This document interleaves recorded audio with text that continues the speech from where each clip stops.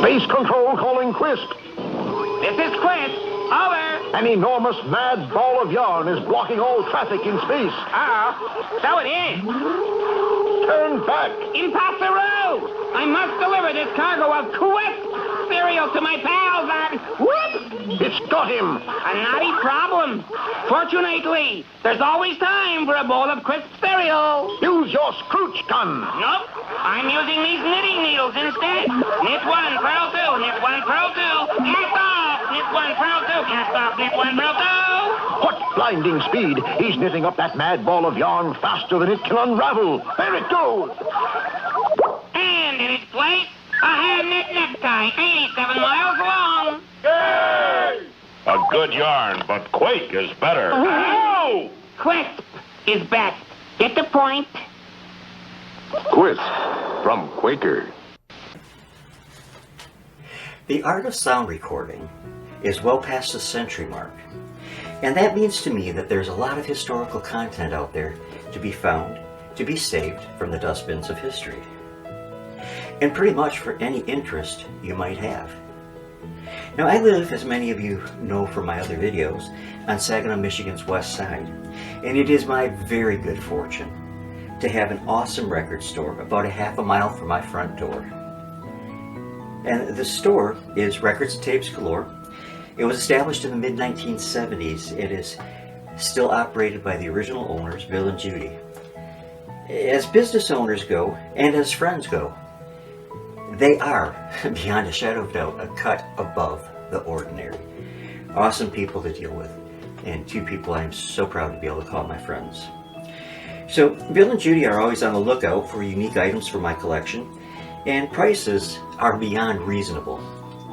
They are like my tour guides, if you will, to the past, and I visited their store yesterday for a very pleasant hour or so, and came home with quite a few treasures. Now, the first and most recent is a re-release on heavy-grade vinyl of Elton John's Goodbye Yellow Brick Road.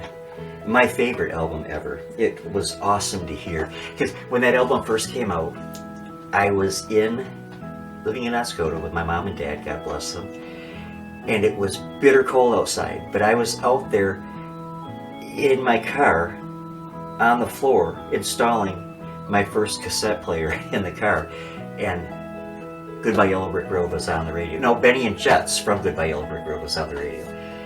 I played that album to death. But at any rate, I digress, as they say. On the re-release, though, I can hear sounds that I could never hear in the original release. It is that good, the sound quality. And the stereo separation, all I can say is wow. There's one song on there in particular called Jamaica Jerk-Off. And my back was to the stereo when I was listening to it. And on a couple places it startled me because it sounded like somebody was on the other side of the room singing. And so it was just, an awesome experience for me. Now, on a very historic note, I want to tell you about a 3-disc set of 78 RPM records that were released by Chess Records. By the looks and sounds of it, I'd say early 1950s. And it features a sermon titled The Lord's Prayer. And it was given by Pastor C.L. Franklin and was recorded at the New Bethel Baptist Church in Detroit, Michigan. Now, while the pastor's name may not be familiar to you, I am sure his famous daughter will be, and that would be none other than the Queen of Soul, Aretha Franklin. Now, Pastor Franklin and his wife Barbara Siggers attained a different sort of fame than their daughter Aretha did. He was known as the man with the $1 million voice, and at his peak, he commanded fees of up to $4,000 an appearance, which was a goodly amount back in those days. And besides his awesome sermon delivery, he was also known for his singing voice, as was his wife Barbara. It is believed by many that her singing voice was about the finest, for gospel music especially, that could be found anywhere. So, Pastor Franklin was also very active in the civil rights movement and counted among his close friends Dr. Martin Luther King. And he preached throughout the country while maintaining his pastorate in Detroit. And not only were his sermons recorded, but they were being broadcast on radio, which is It's sort of like the mega preachers on television today, except I believe his motives were much more sincere than the Joel Osteens and others, mega preachers that are raking in the millions of dollars. But anyways, again I digress. His work in civil rights took an aggressive approach against the UAW, who he believed discriminated against black men in Detroit, which was still the automobile capital of the world. Now, I mentioned he was friends with Dr. Martin Luther King. In June of 1963, he helped to lead Dr. King's Freedom March down Woodward Avenue in Detroit. Now, as we have learned, very, very much so in recent times, that preachers are neither exempt from sinning or problems, and such was the case with Pastor Franklin. An account on the internet tells that according to his biographer, Nick Salvatore, C.L. Franklin fathered a daughter by Mildred Jennings, a 12-year-old member of his congregation. The scandal did not destroy him, though, and maybe the public didn't know about it at the time. But he served in the ministry for many years after the fact. And I believe that he could have sought forgiveness for what he did, but the simple fact of the matter is that God was still able to use him, and I'm sure after that happened, he probably was responsible for a lot of people finding Christ and are on their way to heaven, which is a good thing. The birth through the 12-year-old, not so much. But, and I'm not making light of that. It's a horrible thing, so please don't misunderstand. I am not in any way making light of that. On June 10th, 1979, Pastor Franklin was shot twice at point-blank range during what was believed to have been an attempted robbery at his home on Detroit's west side. He was rushed to Henry Ford Hospital for treatment, and he remained in coma for the next 5 years. And he passed away at the age of 69 on July 27th, 1984. Now, despite the fact that he had at least one serious moral lapse, as I said before, God was still able to use him to touch the hearts of a multitude of people.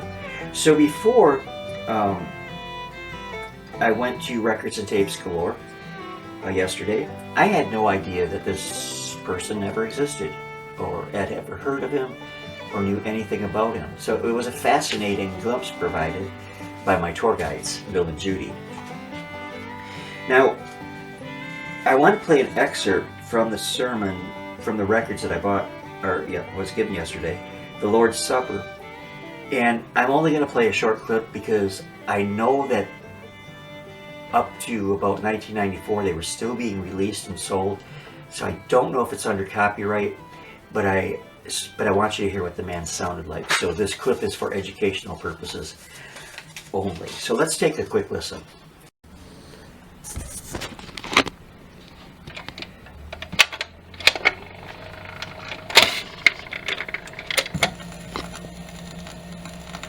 Let his kingdom come.